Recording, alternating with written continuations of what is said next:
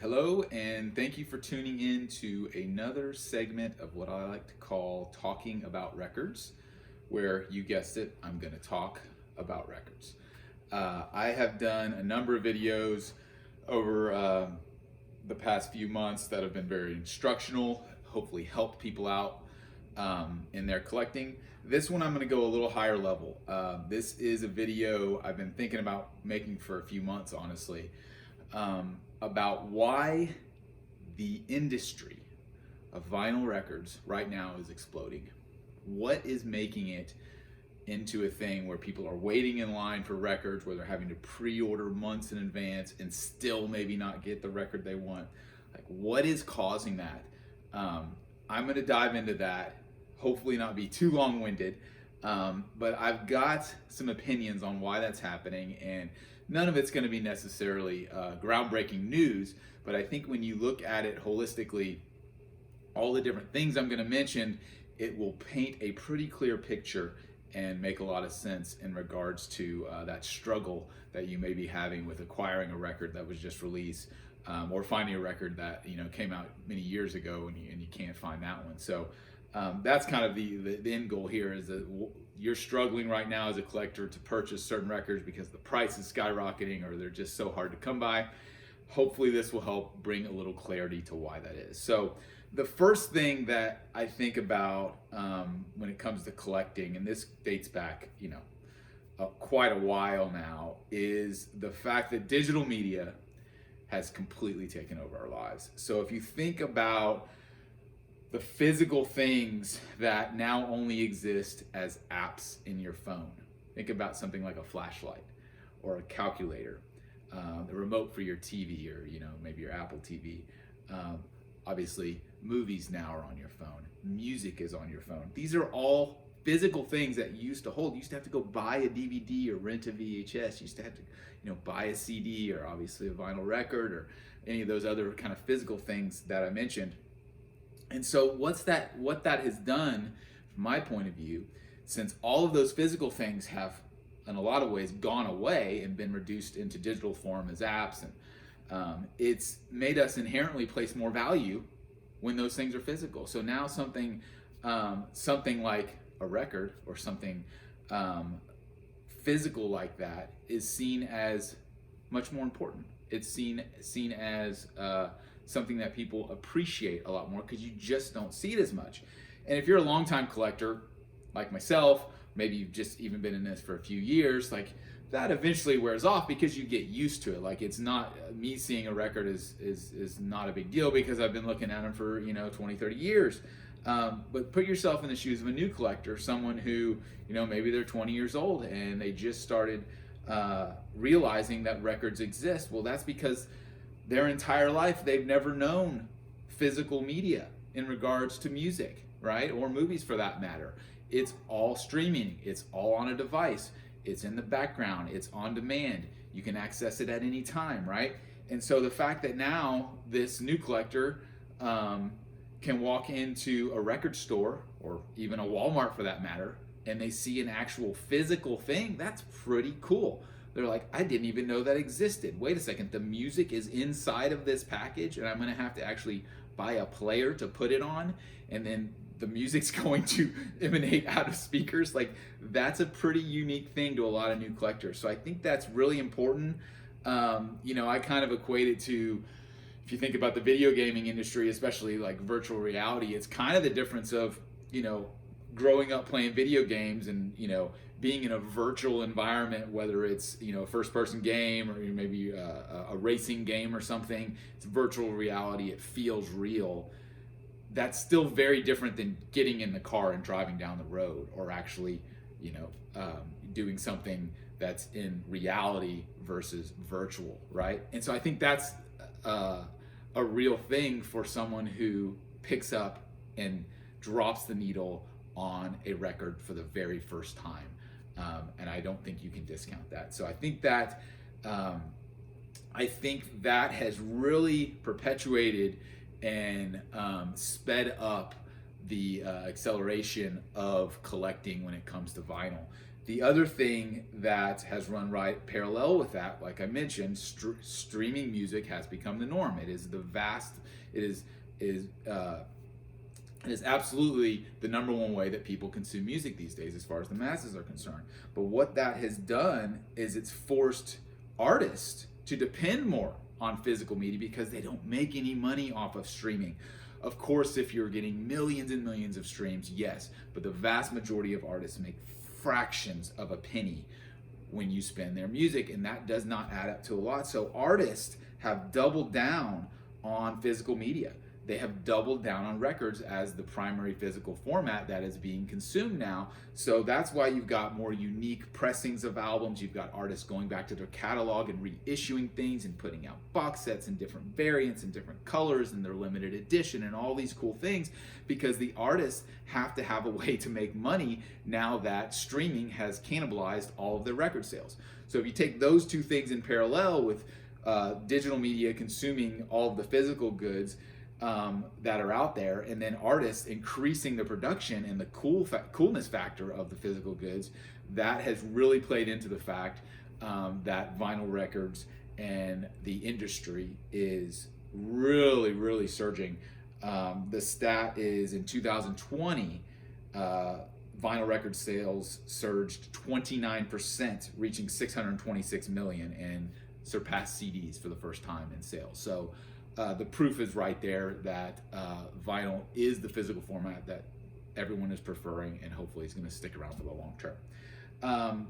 Then what happened? COVID happened, right? And just when you thought that the industry could not be doing better, because don't get me wrong, things pre-COVID, a lot of people were buying records. It was already surging for several years, building up, and then COVID happened. And what did that do? Well, it did a couple things. Not everyone, but a large majority of people were forced to work from home. They stopped commuting. They stopped going to offices. They were stuck at home, whether that was for months. Some people it was a year plus and longer, right? That was big. The other thing that it really impacted is not only could you not go to work, a lot of people, most people, didn't go out anywhere for entertainment. They didn't go out to dinner, they didn't go out to the movies, they didn't go out to concerts, they didn't travel. So it really cut off the entertainment that people were used to doing outside their homes. So what did people do? Well, they hunkered down at home and they turned on the TV and they put on Netflix and they burned through every damn series that was out there. The binge watching was huge. If you think back to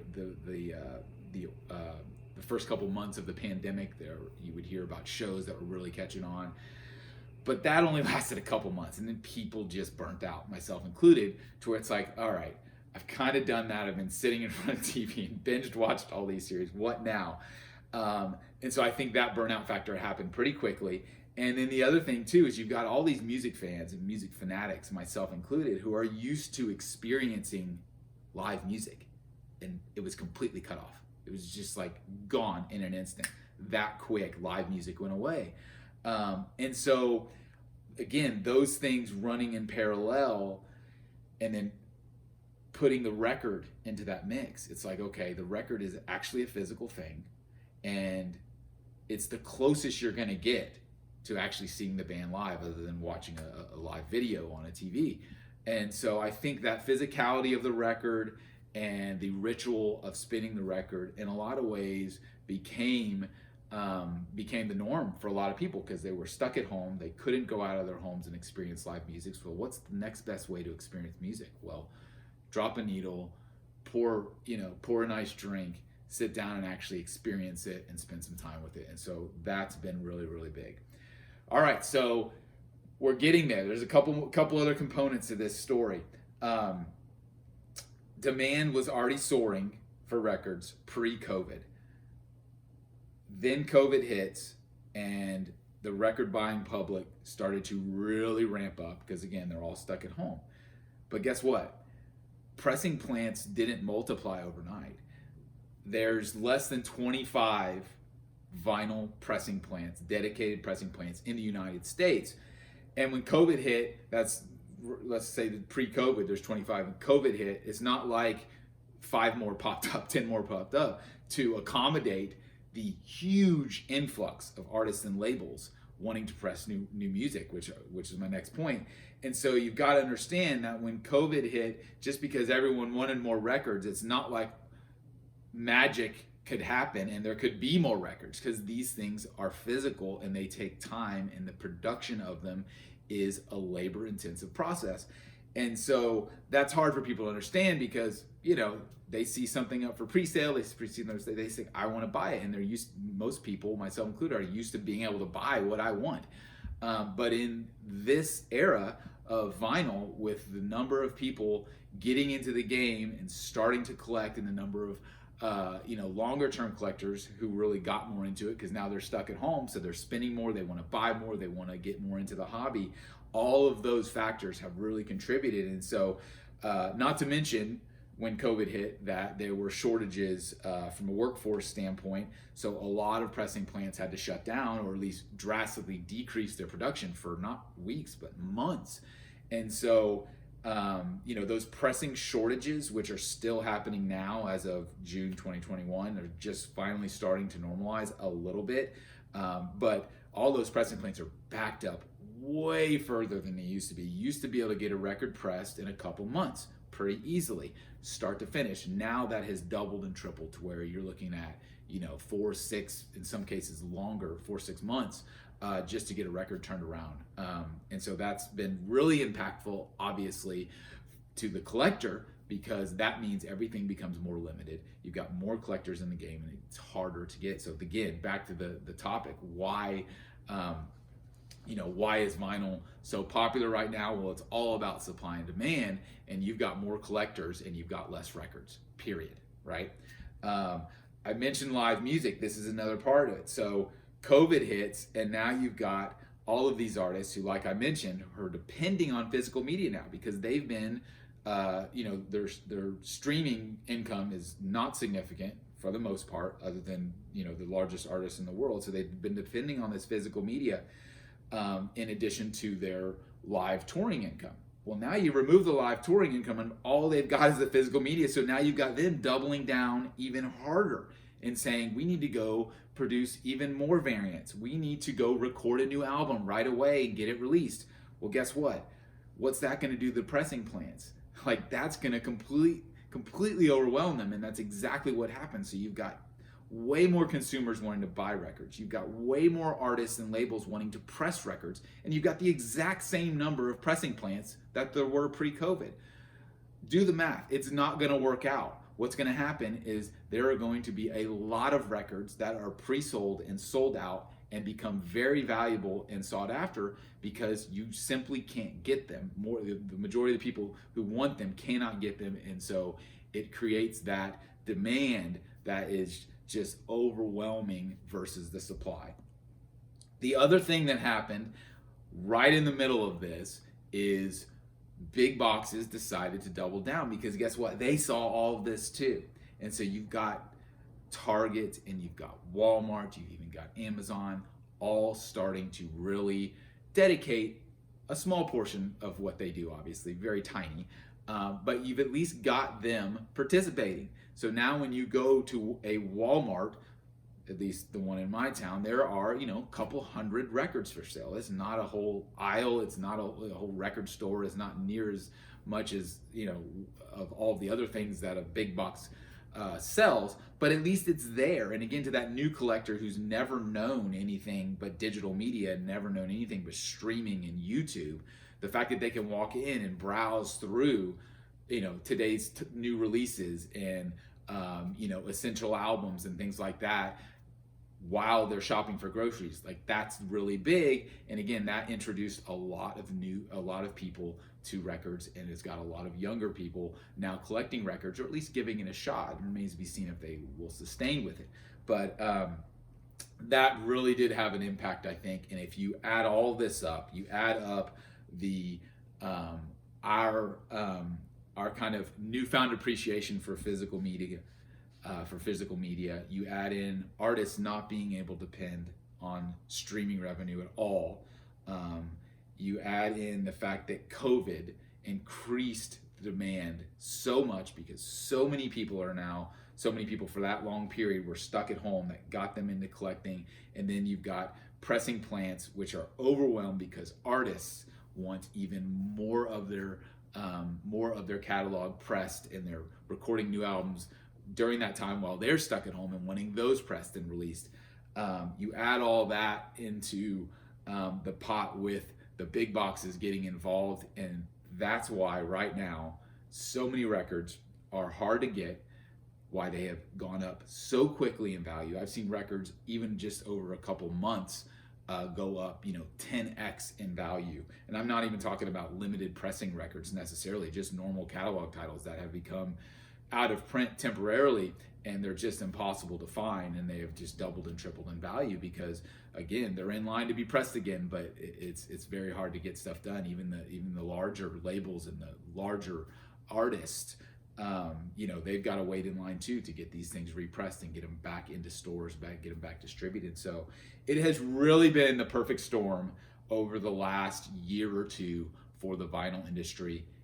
It's all a good thing. It's all going to help the industry sustain longer term, but it can be incredibly frustrating right now for collectors, myself included, not only for collectors, but also for record store owners, because it's just as hard for me to get product as it is for you to get product post-COVID and post all of this happening.